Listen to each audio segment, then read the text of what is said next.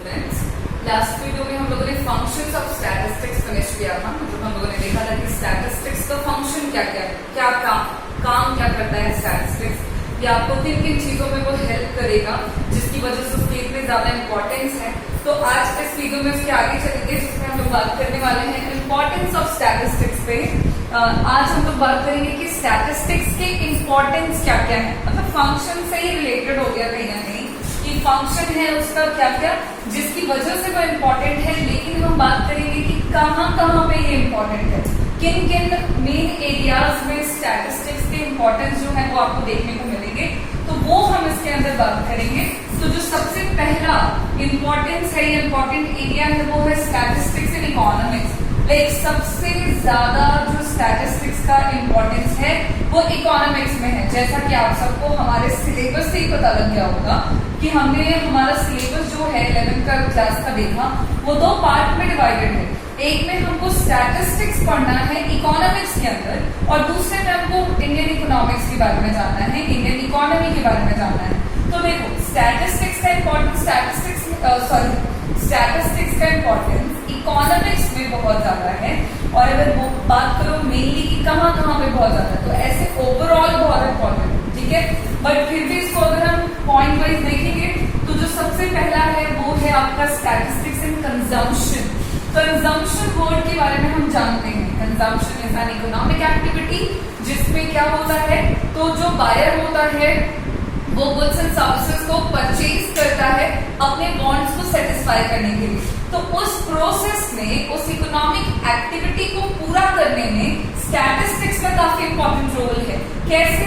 तो बिना स्टैटिस्टिक्स के कंजम्पशन नहीं हो पाएगा। कैसे नहीं हो पाएगा? तो कंजम्पशन में आप गुड्स एंड सर्विसेज को परचेज कर रहे हो, कौन से गुड्स एंड सर्विसेज को आपको कितने मात्रा में खरीदने की जरूरत है, ये जो चीजें हैं कि हमें अपनी जरूरतों को पूरा करना है, अपने वांट्स को सेटिस्फाई करते हुए अपने स्टैंडर्ड ऑफ लिविंग को अपलिफ्ट करना है। कंज्यूमर का अल्टीमेट गोल यही होता है। तो उसके लिए स्टैटिस्टिक्स हेल्प करेगा। आप पहले प्लान करते हो, हम पहले प्लान करते हैं एज अ कंज्यूमर, हमारा प्लानिंग होता है कि हमें इस आने वाले टाइम पे कौन कौन से गुड्स एंड सर्विसेज की जरूरत पड़ेगी। हमारे पास एक लिमिटेड अमाउंट ऑफ मनी है जिसे हम कितना कितना कौन कौन से गुड्स एंड सर्विसेज पर स्पेंड कर सकते हैं जिससे हमारी जरूरतें पूरी हो सकती हैं, हमारा वांट सेटिस्फाई हो सकता है। तो हम कंजम्पशन की बात कर रहे हैं, और उसमें था कि लिमिटेड पैसा है, कितना यूज करें, आने वाले टाइम पे कितने की जरूरत पड़ेगी। ये जो सारी चीजें हम कर रहे हैं, this is all about the statistics. तो स्टैटिस्टिक्स के बिना consumption can not be possible, चाहे वो एक इंडिविजुअल का हो या होल नेशन का हो। गवर्नमेंट भी जो है वो देश के जो पीपल हैं, देश की जो जनता है, उनको सर्व करने के लिए, उनकी जरूरतों को पूरा करने के लिए बिना स्टैटिस्टिक्स के कंजम्पशन पर्पस को, कंजम्पशन प्रोसेस को पूरा नहीं कर पाती है। क्योंकि गवर्नमेंट को भी पहले देखना पड़ता है कि देश में जितने लोग हैं उनको किस चीज की जरूरत सबसे ज्यादा है। तो वो देखने के लिए ऐसा नहीं कि कोई विंडो है जहां से झांक लिया सरकार ने और पता लग गया। नो, पहले उनको क्या करना पड़ता है, डेटा का कलेक्शन, आफ्टर दैट उनको एग्जामिनेशन करना पड़ता है, मतलब एनालिसिस, इंटरप्रिटेशन, ऑर्गेनाइजेशन, वो जो प्रॉपर स्टेप्स हैं स्टैटिस्टिक्स के वो फॉलो करते हैं, तब जाकर के कंजम्पशन जो है वो पूरा हो पाता है। तो कंजम्पशन में काफी इंपॉर्टेंट है स्टैटिस्टिक्स। नेक्स्ट है आपका statistics in production. Production is also an economic activity, हम लोगों ने ऑलरेडी डिस्कस कर रखा है, जिसमें गुड्स एंड सर्विसेज जो है वो प्रोड्यूस किए जाते हैं प्रोड्यूसर के द्वारा। क्यों किए जाते हैं? तो प्रॉफिट को बढ़ाने के लिए, प्रॉफिट को मैक्सिमाइज करने के लिए, प्रॉफिट कमाने के लिए, नॉर्मल भाषा में कहें तो। स्टैटिस्टिक्स की बात कर रहे हैं अगर, तो स्टैटिस्टिक्स इंपॉर्टेंट रोल प्ले करता है इन प्रोडक्शन प्रोसेस टू। हाउ? तो प्रोडक्शन में है कि भाई प्रोड्यूसर को सोचना है कि कौन से गुड्स एंड सर्विसेज को बनाए जिससे हमारा प्रॉफिट जो है वो बढ़ सके। तो वो करने के लिए पहले पता करना पड़ेगा कि देश के लोगों को जरूरत किस चीज की है, कौन से गुड्स एंड सर्विसेज को बनाने में फायदा ज्यादा है, खर्चा कम लगेगा, कॉस्ट कम लगेगा, फायदा ज्यादा मिलेगा, तो प्रॉफिट जो है वो मैक्सिमम हो सकेगा। तो ये जो पता लगाने की बात कर रहे हैं कि प्रॉफिट का इवैल्यूएशन करना है, एस्टिमेशन करना है प्रॉफिट का कि कौन से गुड्स एंड सर्विसेज में ज्यादा है, किसमें कम है कंपैरेटिवली, ये सारी चीजें स्टैटिस्टिक्स ही तो है। तो स्टैटिस्टिक्स का एक इम्पोर्टेंट रोल है, इम्पोर्टेंस है कि वो प्रोडक्शन को भी प्रॉपर तरीके से कंप्लीट कंप्लीट करने में हेल्प करता है। नेक्स्ट है आपका स्टैटिस्टिक्स इन डिस्ट्रीब्यूशन के बारे में हम जानते हैं, जिसमें जितने भी फैक्टर्स ऑफ प्रोडक्शन हैं आपके, उनको क्या किया जाता है, तो उनके काम के बदले में उनको पेमेंट किया जाता है। हम लोगों ने ऑलरेडी डिस्कस किया हुआ है ना, लैंड है, लेबर है, कैपिटल है, एंटरप्रेन्योर है, तो मेन फैक्टर्स ऑफ प्रोडक्शन है ये लोग, और इनको इनके काम के बदले में पेमेंट मिलता है। लैंड को रेंट मिलता है, लेबर को वेज मिलता है, कैपिटल को इंटरेस्ट मिलता है, और एंटरप्रेन्योर को प्रॉफिट मिलता है। तो ये जो डिस्ट्रीब्यूशन है, कितना प्रॉफिट एंटरप्रेन्योर का, कितना इंटरेस्ट कैपिटल को, कितना वेज लेबर को, कितना रेंट लैंड को, ये जो प्रोसेस है दिस इज कॉल्ड डिस्ट्रीब्यूशन। और ये सब कैसे किया जाएगा, तो with the help of statistics. क्योंकि हम एक इंडिविजुअल फर्म की ही बात नहीं करेंगे, होल नेशन की बात करेंगे। तो पूरे देश की जो आय होती है, जिसको हम राष्ट्रीय आय कहते हैं, उसमें से कितना कितना फैक्टर्स ऑफ प्रोडक्शन को जाना है, उनका रेम्यूनरेशन, उनका पारिश्रमिक, ये डिसाइड करने में आपको कौन मदद करेगा, तो स्टैटिस्टिक्स करेगा। तो एक इंपॉर्टेंट रोल है स्टैटिस्टिक्स का in the process of distribution too. Next is statistics in exchange. Exchange में हम क्या करते हैं, तो गुड्स एंड सर्विसेज को एक्सचेंज करते हैं, किसमें, तो इन टर्म्स ऑफ मनी। तो कॉस्ट का इवैल्यूएशन, भाई ये एक गुड है, इसको मुझे खरीदना है या इसको मुझे बेचना है, तो किस प्राइस पे बेचूं जिससे फायदा भी हो जाए, कंज्यूमर को ज्यादा तकलीफ भी ना हो पैसे पे करने में। This is called cost evaluation, है ना, this is called price determination. तो ये जो है कीमत का निर्धारण, लागत का निर्धारण, ये सारी चीजों में आपको मदद करेगा स्टैटिस्टिक्स। तो इस तरह से consumption, production, distribution, exchange, these are all included under the economics. और इन ये सारी चीजें बिना स्टैटिस्टिक्स के तो पूरी हो नहीं सकती।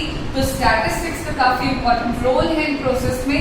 सो इन शॉर्ट स्टैटिस्टिक्स का इंपॉर्टेंस इकोनॉमिक्स में है, वो भी काफी ज्यादा। नेक्स्ट पॉइंट देखिएगा इंपॉर्टेंस में, है ना, वो है helpful in modern economic theories.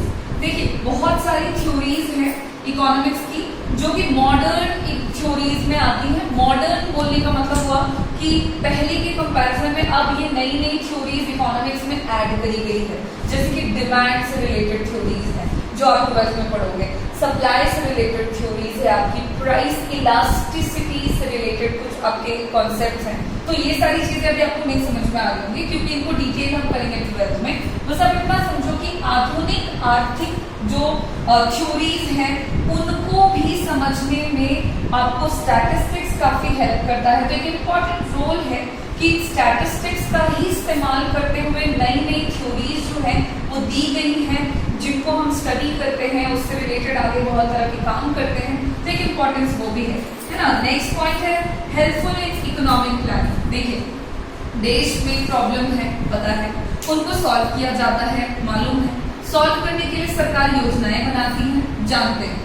योजनाओं को कैसे बनाना है, कौन सी योजना बनानी है, प्रायोरिटीज क्या क्या रखनी है, मतलब कि देश में बहुत तरह की जरूरतें हैं लोगों की, कौन सी जरूरत को सरकार पहले पूरा करे, किसकी इंपॉर्टेंस ज्यादा है, इस सारी बातों को निर्धारित करने में जो मदद करता है वो स्टैटिस्टिक्स करता है।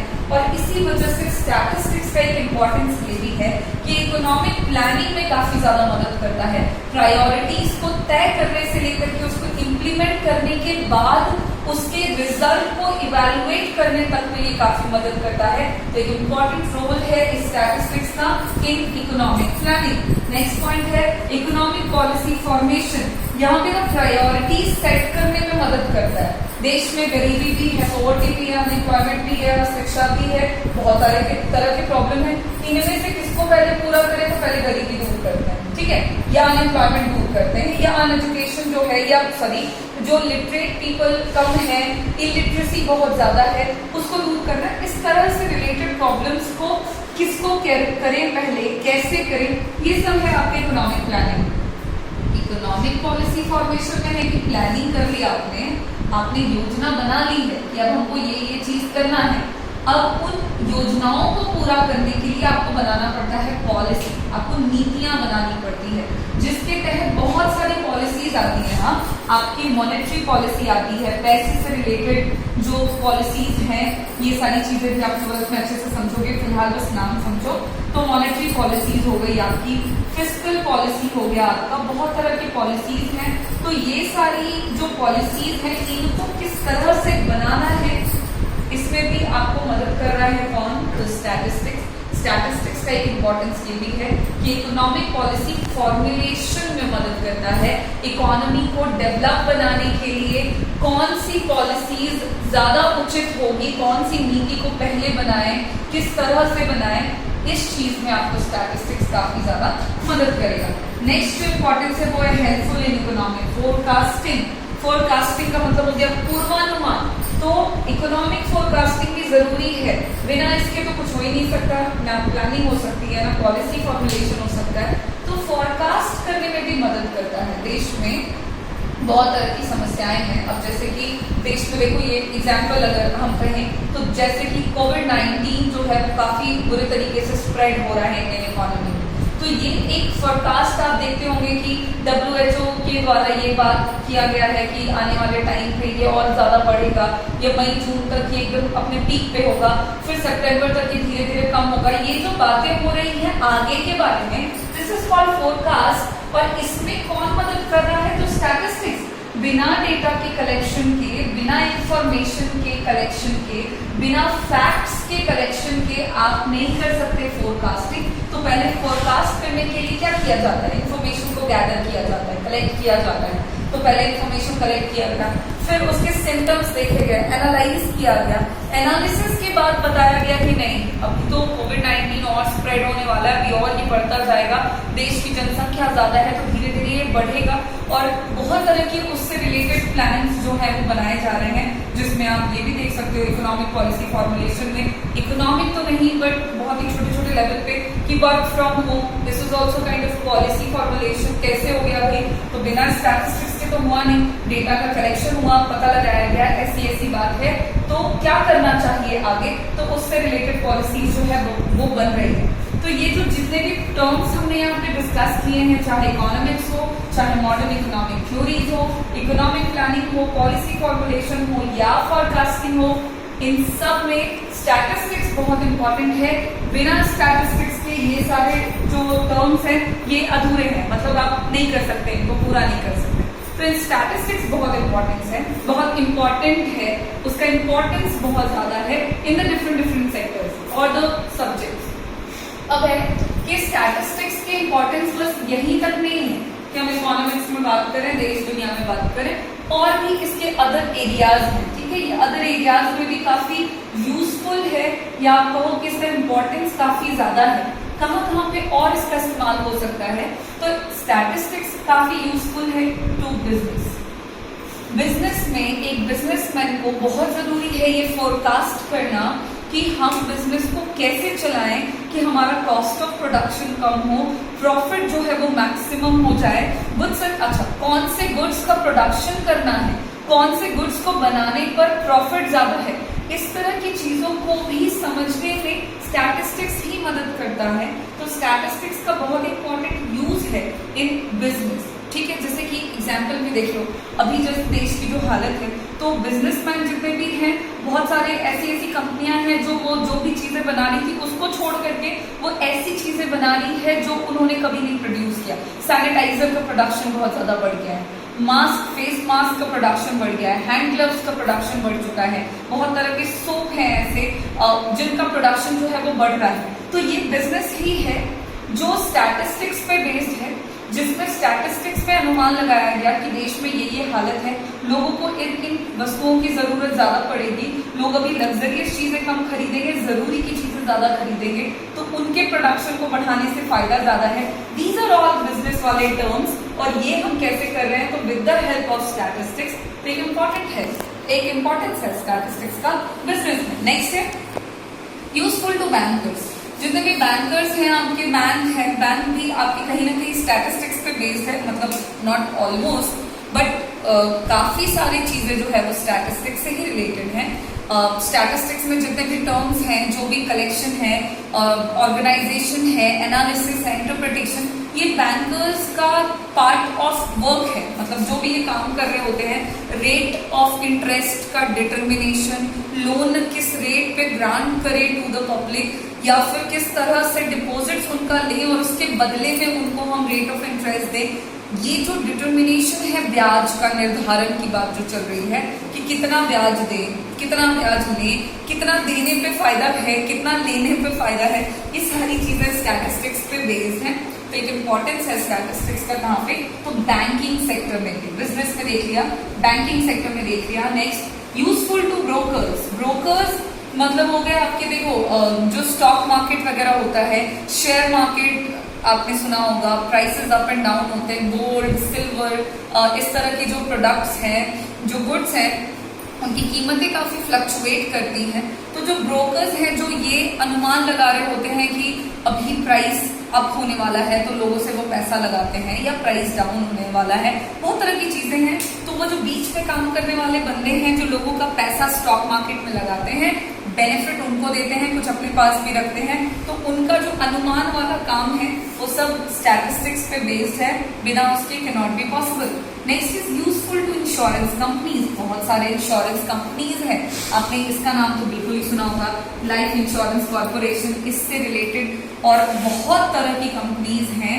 ये आपके गवर्नमेंट ऑफ इंडिया की एक कंपनी है जिसमें लोगों को इंश्योरेंस दिया जाता है। अब इंश्योरेंस में लोग पैसा जमा कर रहे हैं, कितना रेट ऑफ इंटरेस्ट कितने टाइम के बाद उनको मिलना चाहिए जिससे कंपनी का भी बेनिफिट हो, लोगों को भी फायदा पहुंचे, इस तरह की जो सारी बातों का निर्धारण है, जो डिटर्मिनेशन है, वो स्टैटिस्टिक्स के बिना पॉसिबल ही नहीं है। इसलिए स्टैटिस्टिक्स बहुत ही इंपॉर्टेंट तरीके से इस्तेमाल किया जाता है इस तरह की कंपनीज में। And last but not the least, importance बहुत है स्टैटिस्टिक्स का in the field of research. Research work जो है, स्टडी से रिलेटेड रिसर्च जो किया जाता है, बहुत तरह के रिसर्च होते हैं, हमारे साइंटिस्ट लगे हैं, उन वो सारी चीजें जो है वो स्टैटिस्टिक्स पे डिपेंड करती है। अगेन एक एग्जाम्पल से समझ सकते हैं, कोविड-19 का वैक्सीन ढूंढा जा रहा है, तो रिसर्च किया जा रहा है। अब वो चीजें जो है वो स्टैटिस्टिक्स के बिना पॉसिबल नहीं है। पता करेंगे पहले कितने लोग बीमार हैं, कितने लोग इन्फेक्टेड हो चुके हैं उससे, ठीक है, उसमें से कितने लोग ठीक हो चुके हैं, जो ठीक हो चुके हैं उनमें क्या सिम्टम देखा गया, जो बीमार हैं उनमें क्या सिम्टम है, उसके बाद उन्होंने वैक्सीन ढूंढा। तो ये जो रिसर्च वर्क चल रहा है, इसमें भी देखो कलेक्शन ऑफ डेटा हो रहा है, इंफॉर्मेशन का कलेक्शन हो रहा है, उसी के हिसाब से कंक्लूजन निकाल रहे हैं एंड देन अपना काम पूरा कर रहे हैं। यानी कि रिसर्च में भी स्टैटिस्टिक्स का इस्तेमाल चल रहा है। इसी के साथ हमने देख लिया है स्टैटिस्टिक्स के इम्पोर्टेंस को, जो कि काफी ज्यादा है, अलग अलग फील्ड में है, अलग अलग सेक्टर्स में है, जिनको आपको इजीली पॉइंट वाइज याद रख लेना है, बहुत सिंपल है। इसके आगे हम चलेंगे अगले टॉपिक पे, जो कि रहेगा हमारा लिमिटेशंस ऑफ स्टैटिस्टिक्स, जो कि हम नेक्स्ट वीडियो में करेंगे। तब तक के लिए आप इसको एक बार अच्छे से देख लीजिए। Thank you.